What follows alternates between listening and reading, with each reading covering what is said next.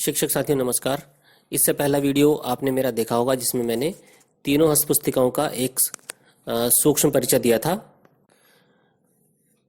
जिसमें उनके कॉमन जो पहले 9 पेज हैं उनका विवरण था। अब हम प्रत्येक हस्त पुस्तिका का अध्ययन अलग अलग करेंगे। तो इस वीडियो में हम टीचिंग कंपेंडियम जो शिक्षण संग्रह है उसका अध्ययन करेंगे। सबसे पहले उसकी अनुक्रमणिका देख लेते हैं। अनुक्रमणिका में विषय वस्तु और पेज संख्या का विवरण होता है। इसके 6 भाग किए गए हैं। पहले भाग में शिक्षण संग्रह की अवधारणा है और आवश्यकता है। भाग 2 काफ़ी बड़ा है जो लगभग 60 पेज का है।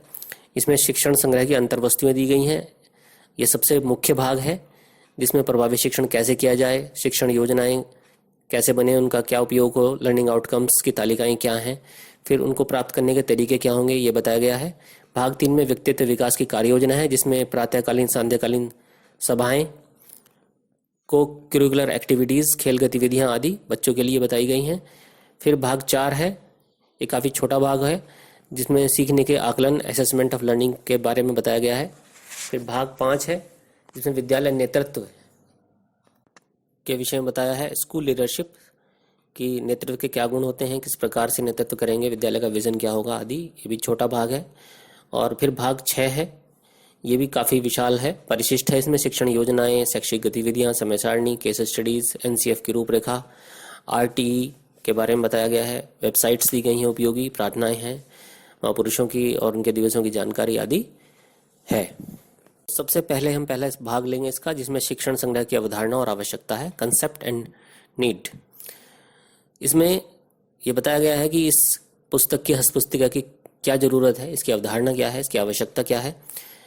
इसकी आवश्यकता इसलिए है क्योंकि बहुत सारे ऐसे पैरामीटर्स हैं शिक्षण के जो शिक्षक जानते नहीं हैं या उनको किसी वजह से लागू नहीं कर पाते हैं कक्षा में। वो सब हम इसमें सीखेंगे और उसका उपयोग कक्षा शिक्षण में करेंगे।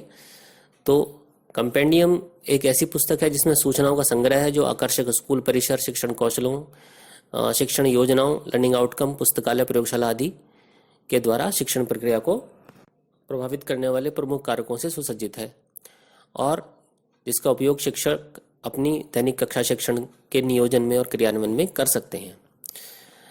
तो compendium is a set of different informations, processes, techniques regarding school building, campus, teaching skills, teaching plans, learning outcomes, teacher diary, school library, laboratories etcetera which are used by the school teachers in their regular classroom teaching plan and practices। इस handbook का हमें उपयोग करना है। उपयोग हम तब कर पाएंगे जब इसको हम पूरे हैंडबुक को विवरण के साथ पढ़ेंगे, इसकी ध्यानपूर्वक हम इसको समझेंगे, तभी हम इसको अपने कक्षा शिक्षण में उपयोग कर पाएंगे। साथियों, इसमें अनुश्रवण योजना बताई गई है। इस शिक्षण संग्रह की गतिविधियों का किस प्रकार मॉनिटरिंग होगी। तो इसमें प्रत्येक स्कूल में अनिवार्य रूप से क्लास वाइज, सब्जेक्ट वाइज आपको लर्निंग आउटकम के सापेक्ष उपलब्धि का आकलन करने के लिए कक्षा की दीवारों पर पोस्टर लगाएंगे। हर क्लास में आप अपनी क्लास का एक पोस्टर लगाएंगे जिसमें क्लास वाइज, सब्जेक्ट वाइज बच्चों की जो प्रोग्रेस है वो बताई जाएगी कि लर्निंग आउटकम्स कौन बच्चा किस स्टेप पर है, और इसका अवलोकन खंड शिक्षा अधिकारी महोदय द्वारा किया जाएगा। फिर एआरपी जिस प्रकार से अवलोकन कर रहे हैं, अनुश्रवण कर रहे हैं, वैसे ही करेंगे। फिर जिला स्तर पर एक टास्क फोर्स गठित होगी जो शैक्षिक गतिविधियों का नियमित रूप से अनुश्रवण करेगी। प्रदेश स्तर पर जो आकलन होगा वो लर्निंग आउटकम की परीक्षा के द्वारा किया जाएगा समय समय पर। फिर खंड शिक्षा अधिकारी अपने क्षेत्र में नियमित रूप से जो उनको लक्ष्य मिलेगा उसका कोऑपरेटिव सुपरविजन करेंगे। खंड शिक्षा अधिकारी अपने क्षेत्र में शिक्षकों और प्रधानाध्यापकों के ग्रुप बनाएंगे मोबाइल पर, शायद व्हाट्सएप ग्रुप की बात चल रही है, जिसमें आप शैक्षिक नवाचारों और जो इसकी गतिविधियां हम कर रहे हैं उसका अनुश्रवण किया जाएगा।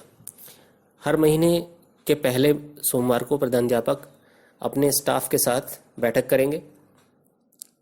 हर महीने प्रधानाध्यापक एसएमसी और अभिभावकों के साथ बैठक करेंगे और उनके बच्चों के लर्निंग आउटकम्स की स्थिति से उन्हें अवगत कराएंगे। अब भाग 2 आता है इसमें, शिक्षण संग्रह की अंतर्वस्तुएं। पहले हम इसको समझेंगे क्योंकि वीडियो नहीं तो बहुत बड़ा हो जाएगा। इंक्लूजन्स ऑफ कंपेंडियम, प्रभावी शिक्षण कैसे, इसमें ये टॉपिक है जिसको इन्होंने एक बहुत ही रुचिकर रूप में समझाया है बुक में। प्रभावी शिक्षण की सीढ़ी इन्होंने इसको नाम दिया है।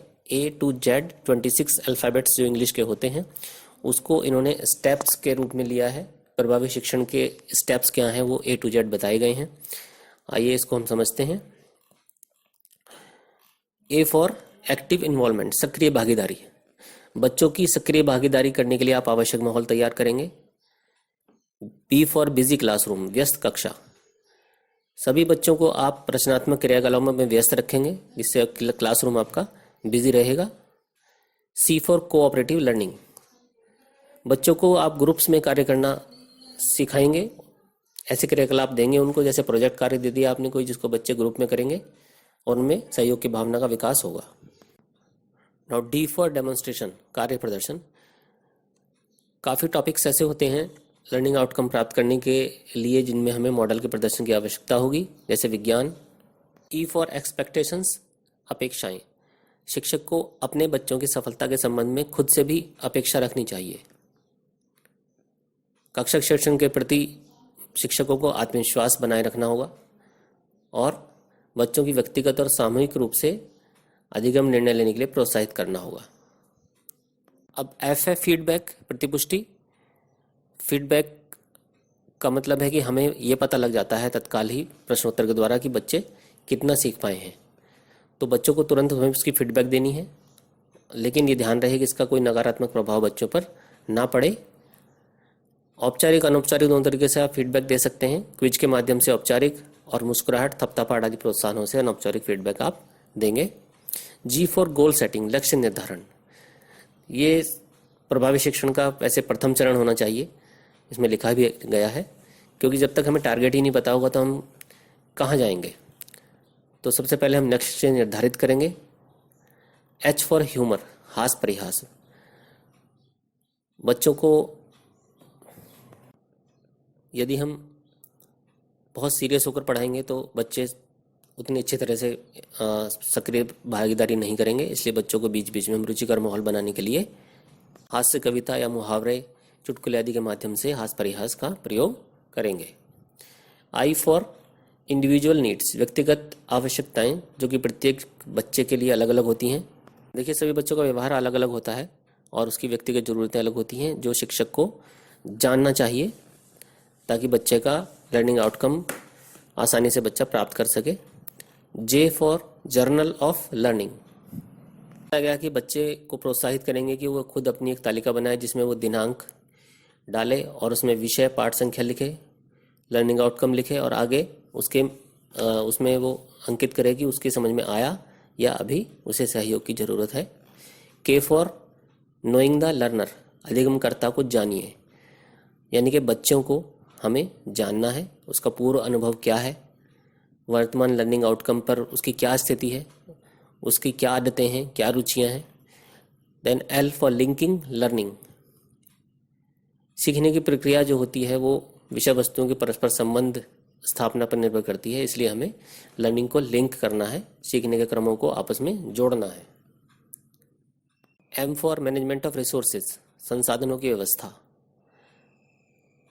बच्चों को हम कक्षा शिक्षण में संसाधन के रूप में भी प्रयोग कर सकते हैं, समय को कर सकते हैं। जैसे बच्चों को हमें प्रतीक सिखाने हैं तत्वों के, तो हम उसके नाम प्रतीकों के रख सकते हैं बच्चों के क्लास के अंदर। फिर N फॉर नेगोशिएशन, यानी कि परस्पर बातचीत। बातचीत ही एक तरीका है जिसके माध्यम से शिक्षक और बच्चे आपस में विचारों का आदान प्रदान करते हैं, तो बच्चों से बातचीत करना काफ़ी आवश्यक है जिससे बातचीत हमेशा लर्निंग आउटकम से नेक्स्ट है O आउटडोर लर्निंग, कक्षा के बाहर की अधिगम गतिविधियां। बहुत सारे ऐसे लर्निंग आउटकम होते हैं जैसे पर्यावरण विषय के, जिसमें वास्तविक परिस्थितियों को हमें दिखाना होगा बच्चों को और उसके लिए हमें आउटडोर बच्चों को लेकर जाना होगा। P for praising and encouraging, देखिए बहुत ज़रूरी है प्रशंसा और प्रोत्साहन, कक्षा में बच्चों के व्यवहार को पुष्ट करने के लिए प्रभावकारी है।